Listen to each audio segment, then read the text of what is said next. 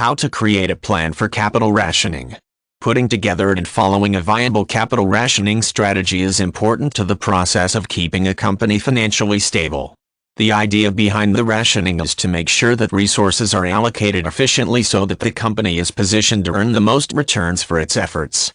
Drafting a workable capital rationing strategy involves understanding which resources are available for allocation, setting priorities for the use of those resources, and limiting the number of active projects so that the best overall returns are earned from these projects.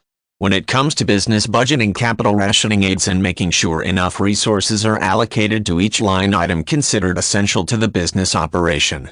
As part of the process, the business must determine which of those line items are most important to the production of goods and services.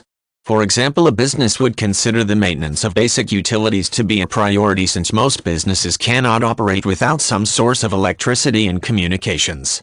In addition, purchasing high-quality raw materials that result in the production of high-quality products to sell would also be important. These expenses would be considered more important than any expenses that were not directly involved in the production effort. When capital rationing is applied to the process of selecting investment opportunities, this same general approach is employed.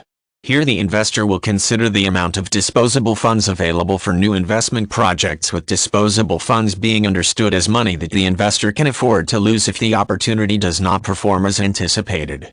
From there, the investor will consider different investments, prioritize them based on the potential for success, and then allocate a portion of those disposable funds towards securing a hand-picked number of investments.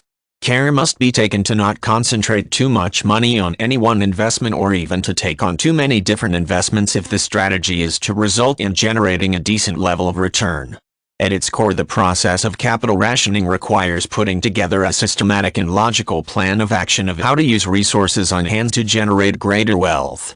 Only by understanding the resources that can be used in the plan, prioritizing the expenses or opportunities to best advantage, and then following the plan closely will the effort result in success.